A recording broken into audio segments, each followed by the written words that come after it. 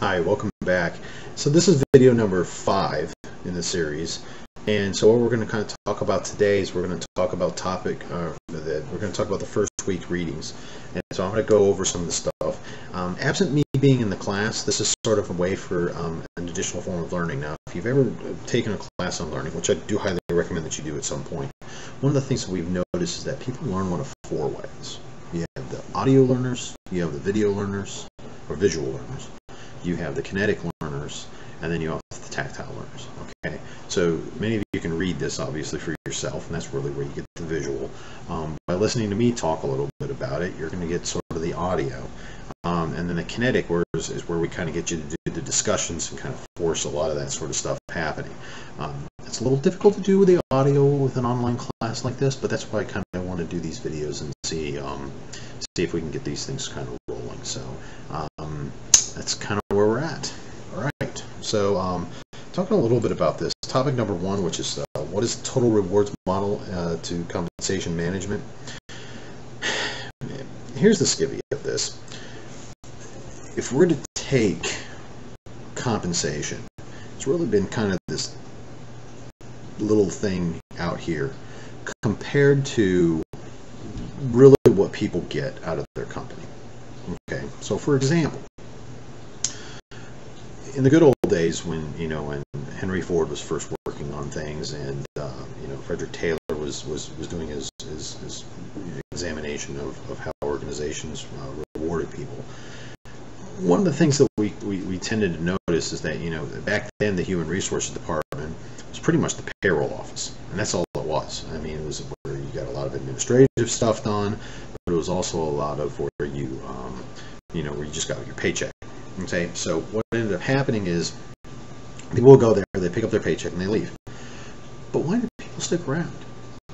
Why do people really stick around at an organization? So one of the things that they really started noticing over time was human beings' motivations vary. I know, surprising, right?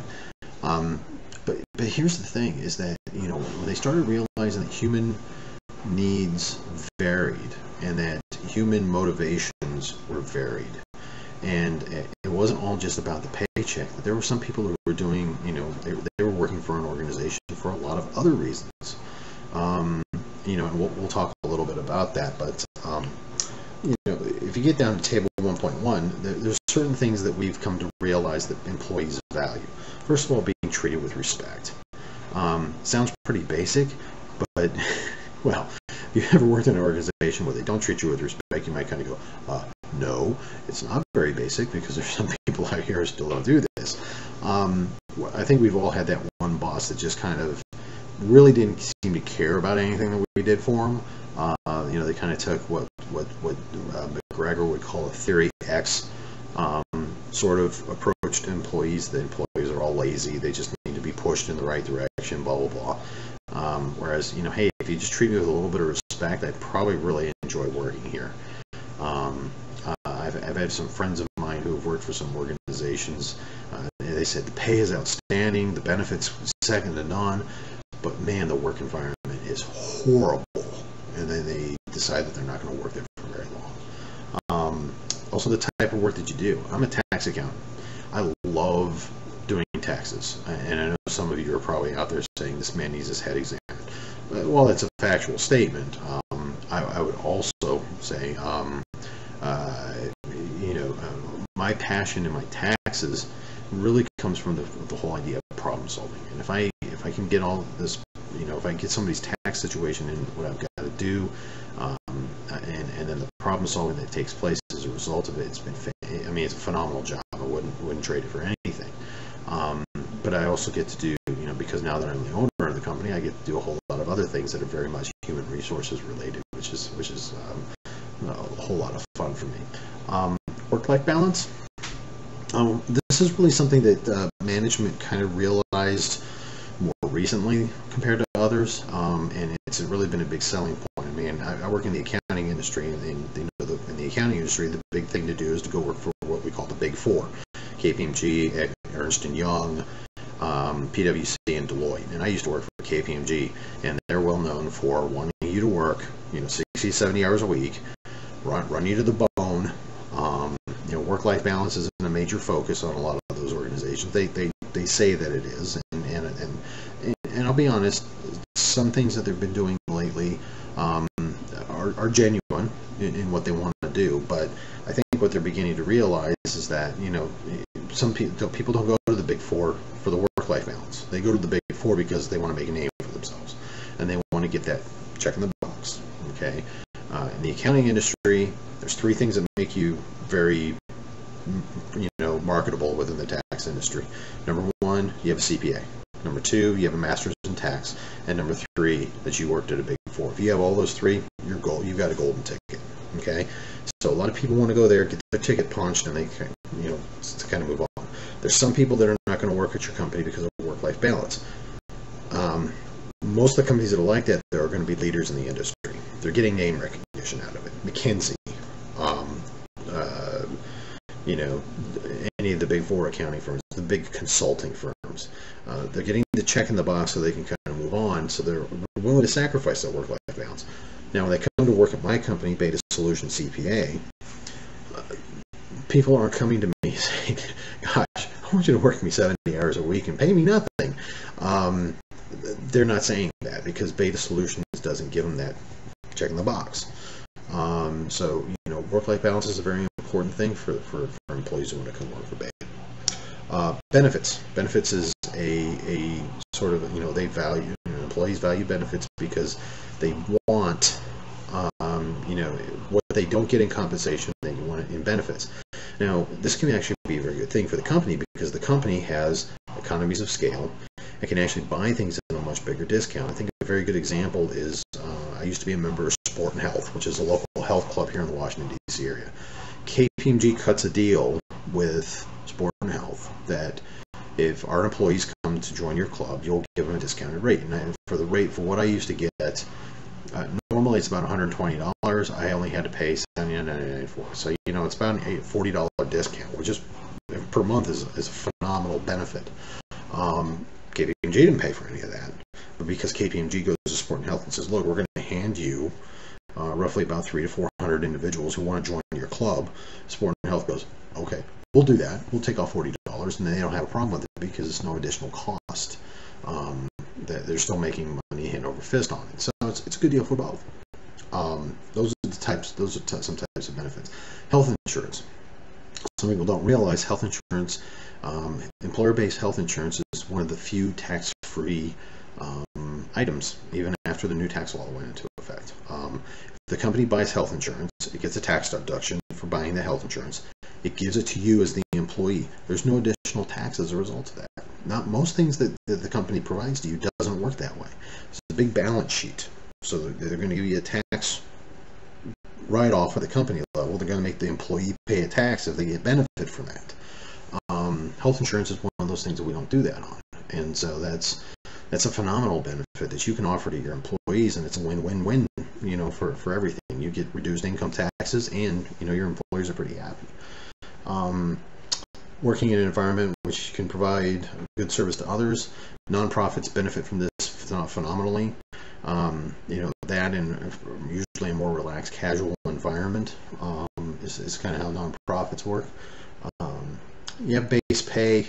Yeah, that's you know, obviously, you know what base pay is. That's kind of your salary that you initially come with. Very few people earn just base pay. Usually, there's going to be additional pays that get thrown into things. Very common in the CPA industry. You know, you get a pay for you know, your base pay, and then on top of it, oh, you're a CPA. We'll throw on X number of thousands of dollars extra, and all that sort of stuff. Quality of the people you work with. When I was in the military, I met some of the most brilliant leaders that I had ever met. They could call me up today and say, Kevin, suit up. We're gonna go back to, you know, we're gonna go to Iraq, and I'd be, let's do it. Those are the kind of people that I want to work with. Okay. My wife would probably have an issue with that, and you know, so that you know, of course, she likes it that I don't have to go to those kind of places anymore. But here's the thing: is that there's just some people who just have this charisma that can motivate you to do these various things, and so that's sometimes that motivates people to stick around at the company. Long-term career potential. There's some people who stick around with KPMG, very good example, because they want to make partner at some point. Or they stick around at a law firm because they want to make partner at some point. I knew some people, who worked at McDonald's. They had gotten college degrees that went back to McDonald's. Why? Because there were certain aspects of the organization they knew they could get into that were they could take their previous experience, they could take their education, they can go do something phenomenal for themselves. Walmart's a very good example also. There's some people who start off at Walmart while they're in school, they get their college degree, and they use the internal job hunting system to find better opportunities. Okay. Flexible working arrangements. This is becoming kind of the trend nowadays, especially as workspace is becoming, especially here in the Washington, D.C. area. The government's getting a little more flexible in terms of, offering flexible working arrangements, work from home. One of the projects I worked on in the United States Navy was the telework policy, and then developing how we were going to allow people to do hoteling so that they would only come to the office twice a week, and then the other 3 days a week they're working from home, because we didn't have to kept them off the roads. That was a big benefit to them, but at the same time we got a good product and good quality out of people. Learning or training opportunities. A lot of times people go work for the big organizations because, hey, these guys are going to teach me a lot of stuff that I'm going to be able to use on my own someday. Or, I could go learn, a very good example is that in the accounting industry, people go become auditors. They don't want to be an auditor for more than 5 years. Why? Because once they've done auditing for about 5 to 10 years, they can go turn around, they can become a controller of a company, and they make more money, and they're more relaxed. It's a good deal. So there's various learning and training opportunities they can do. Promotion opportunities we kind of hit on, and variable bonus and incentive bonuses. Stock options is a very good common one. We also do variable pay. If you pay people for production, that's a very where we can do sort of the variable pay. You got to be careful though. You need to make sure that people are obviously hitting their minimums when they're doing their salaries and all that sort of stuff. So that's very important. So getting down to this, now we talk a little bit about the total rewards model. You'll see the model as it's in there. It's figure 1.1 in your readings. You have your organizational objectives, requisite knowledge, skills, abilities, current employee potentials, monetary, non-monetary, and work experience, and total rewards metrics, and then the total rewards philosophy for the organization. You notice that that's in the center. Now, you might remember when you did the 300 class that you talked a little bit about strategic management. All right. So when we're talking strategic management is the foundation for everything. If you don't set up a good strategic management plan, you don't have a good foundation. Your house is going to fall completely apart. Okay. When I built my own business, one of the things that I did is I spent probably about 2 months building the strategic management plan that I was going to do for the next 5 years. Year 2 of that. So of that plan. So it's a foundation that really has to be built upon. And the total rewards philosophy for the organization is the same way. Once you build your strategic plan, you build your diversity plan, then you build these different pillars where you have your recruiting plan, your compensation plan, and so on and so forth. Your total rewards philosophy for the organization is really key. Okay, how are you going to pay people? For example, I've always advertised Beta as a benefits leader, compensation lagger. Does that work out for some people? Yeah, it does. They're okay with that. They're like, okay, yeah, I know for this position I could get paid $80,000 a year, but you can pay me $60, but you better pay for all my health insurance. And if I get enough employees to come work for me, good quality employees to come work for me, health insurance might be cheaper where I'm actually saving money as a business owner for that. So there's a monetary reason why I do what I do, but there's also a philosophy reason. Notice my company's name is Beta Solutions, not Alpha Solutions. Alpha Solutions probably be more about compensation and kicking gluteus maximus and taking names later. The thing about this is Beta Solutions is all about taking care of ourselves, taking care of the people, taking care of our clients, taking care of our employees, and really living and enjoying a good life. Okay, and that's really what Beta wants to focus on. And so with that total rewards philosophy, we have to sort of design our philosophy or design our total rewards around that. Okay, so we'll talk a little bit about the organizational objectives. Obviously, like I said, if your strat plan is not built, You're done. It's not going to work. You need your organizational objectives to be well defined, and that should be done in your strat plan. But that also feeds right into, because once you have that figured out, then you got your total rewards philosophy for the organization that kind of feeds off of that. Requisite skills, knowledge, and abilities. We used to call these in the good old days the KSAs. It's going by various names nowadays. I'm not even, in KSOAs or whatever. But the whole thing of it is that, if you're going to pay somebody an exorbitant amount of money, they better be bringing money to the table. Okay? They better be getting you stuff that you're going to be able to do, or that the organization's going to be able to succeed. Because obviously, the organization doesn't succeed. There's no such thing as a free lunch, right? Okay? So we need to have that figured out. What are the skills and knowledge and abilities that are required for the amounts of pays that we're going to do. It is entirely possible to have a different compensation philosophy for one part of the organization than the other. Very good example, your sales force. You might not compensate your sales force with a benefits leader, compensation lagger. Those guys who are coming in, guys and gals who are coming into sales, they want money. Most of the time, really good salespeople, they're in for, they want financial incentives, and that's typically, like for example, if a very good friend of mine, he sells cars down in Texas.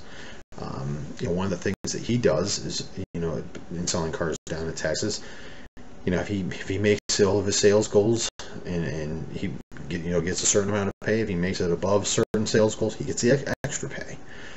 So he's extremely motivated to do various things. And, if he's not in the gym, he's out selling cars and he's out with his family. He's got a really good life-work balance that he's built because his brand image is very good.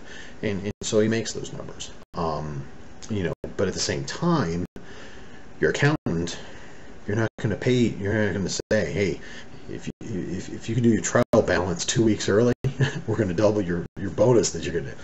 No, they're never going to do that. Okay, so you're going to have to put the philosophy and the sort of the KSAs into perspective when you're designing compensation for people. Potential or current employees, I think a very good example, I keep coming back to the accounting industry, it's probably because it's what I know the best. The accounting industry, tax industry is extremely tight on labor. If, I think we had people starting out of, coming out of college, they're starting off, you got a master's degree and you already passed the CPA exam, you're starting off 60 grand a year, right out of college. Okay, if you've got everything done and you've got your master's degree and all that stuff. I've seen it start off as high as 60. I've seen it go as high as 60. I think the highest I saw ever was 63. And that was actually about 6-7 years ago. It might even be higher now. There's just not a lot of people who are doing taxes. And so as a result of which, there's more people now. Very good example, lower skilled labor. There's lots of people who will do it. And so there's if your potential employees, if you're sitting there and you say, I need to hire 5 people and I've got a talent pool of 500 to select from, I got the power, right? I've got the power.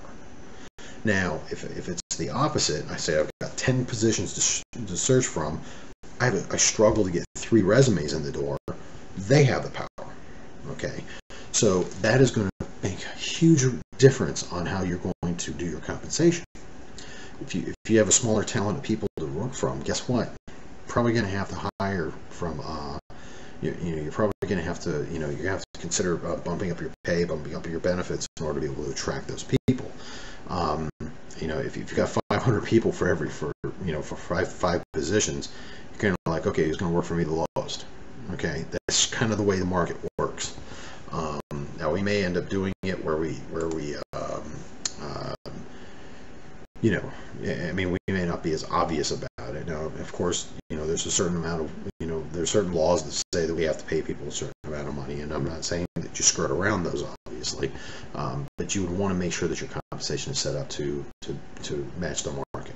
Okay, monetary, non-monetary, and work experience.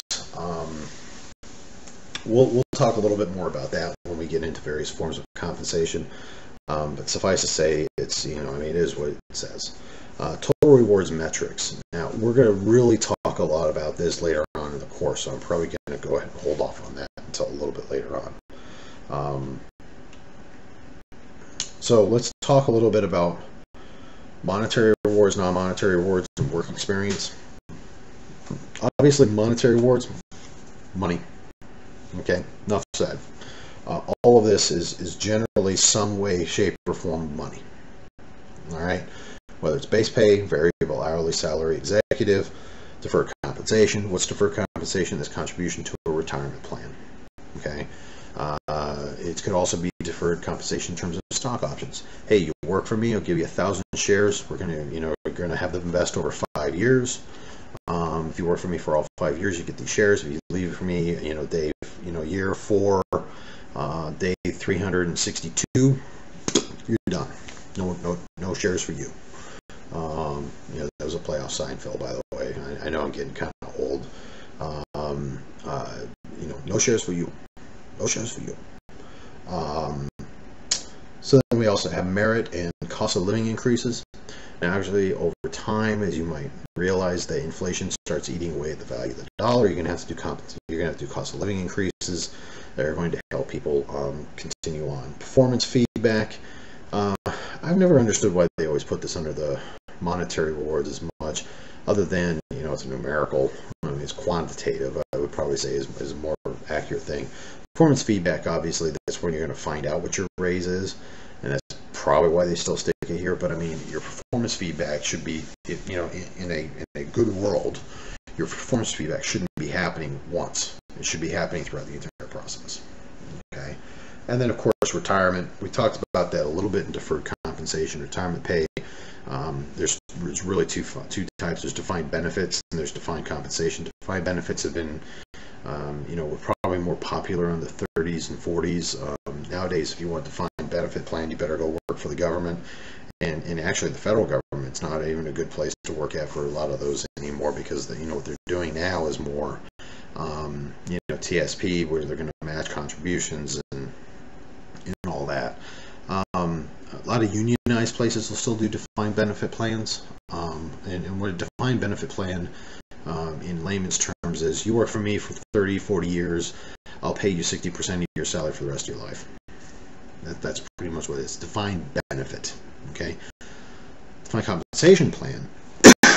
Basically what happens is we take a portion of your compensation, put it in a special plan. It's called the 401k. It's named after section 401 subsection K of the code, of the IRS code, that basically says, hey, look, if you put money into this plan, you get a tax deduction today, with the expectation that when you're retired and you pull it out, you're going to pay taxes on it. Or you can do what's called a Roth style, which is named after Senator Roth, as it was passed in the IRA was passed early in the 2000s, or late 90s, early 2000s, I think is when it was.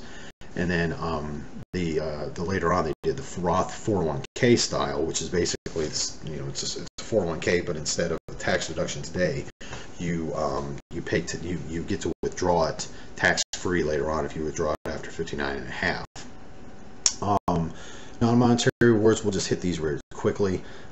So medical insurance, as I talked about earlier, it's a tax deduction to the company, but it's also a tax-free benefit to the employees. So it's a fantastic way for the organization to take real good care of their employees and get some benefit for themselves. Vision, dental, disability, short-term, long-term disability. Short-term disability generally is anything less than 6 months. Generally more than 6 months will be long-term disability. The way it normally works is that if you're short-term disabled, many insurance plans will cover either 80 or 100% of whatever your salary is on a short-term disability. And then if you go long-term disabled, it depends on the plan. So I've seen as low as 40% of your pay, and I've seen as high as 60%. But then they'll pay that out for a longer period of time if you become disabled during any period of and here's the thing: the cost for these plans always vary because of the terms and conditions. This is an insurance course, so I won't get too much in the weeds about it, but that's kind of what it is. Yeah, paid time off.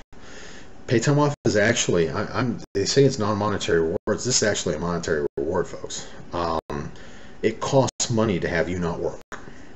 And if you don't get that, get it, because the management's going to talk about this, and PTO as really what's becoming, they have pay time off. The PTO is kind of the mode. They used to have the good old days, vacation days, sick days. You could take, sick, then people started realizing people were trying to game the system. Oh yeah, I got a massive headache and I'm not feeling very well. Meanwhile, they're going to the beach. Why mess with that? Why not just give them and say, look, it's like I said in my video. Don't spend time making up an excuse to tell me why you're late for something. Just tell me you're going to be late and I'll be fine. PTO is kind of the same thing. Don't make an excuse. Tell me why you can't come to work today. Just tell me, hey, I can't come to work today. As long as I follow the policies, everything will be fine. Daycare is actually, some companies will provide on-site daycare. Some companies will offer a benefit where they'll pay a certain portion of their daycare. It's a fantastic way to do that. Health-related programs. One of the companies I used to work for, they used to have a nurse that would come in and teach us how to cook, which I'm a closet chef. I tend to enjoy. I love cooking. I'm very, very passionate about my food.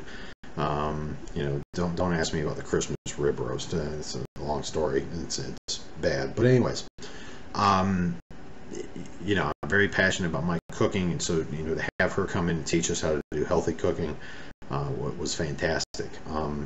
She can teach us how to make really good vegetables, and then they also had another nurse. This guy came in and hooked us up to blood pressure machines and said, okay, hey, he came to me and said, hey, Kevin, your heart's fantastic, which was a relief to me because I tend to get a little stressed out a little bit, and I think I've got high blood pressure. Turns out I really don't, so that's great. Tuition assistance. This law is actually changing, and I don't know the full scope of this. I will learn more about this over the next few weeks. But it used to be that the company, as I recall, this got changed, but under the old system, the company could provide up to $5,250 worth of tuition-free benefit to the employees. It's a tax deduction from the employee for the employer, but it's not taxed. It's not taxed to the employee, so they can get this benefit, and it's technically free. It's one of the other benefits that they get. A little trick is that if you work for a company, they pay for all your tuition, and it goes above that $5,250. The amount that's above that, you can actually take as a tax deduction or a tax credit. Feel free to email me if you have any questions about that. That's your free tax advice. Normally, I'd have to charge you $175 an hour in order to learn that, but you're my student, so I'll help out wherever I can. And feel free to reach out to me. Work experience, values the organization. My time with the military, probably the best part about my time with the military is that I feel like I was actually part of one of the greatest organizations in the world. Honor, courage, commitment are actually a very cornerstone part of my organization, and as a result of which we build that up. Okay, we have work experience, the community, individual and organization. How many of you have actually worked for an organization where you go, gosh, these are some of my best friends ever? I did when I was in the military. I still keep up with many of my military buddies. I still keep up with some of my buddies that I worked at McDonald's. If you can imagine, when I was just out of high school, I didn't really have too many skills, so I went to go work at McDonald's. Some of those people are still my friends to this day. It's been phenomenal. Recognition. You have no idea how much it means to somebody to just be called out and said, you did a fantastic job on this one project. A certificate.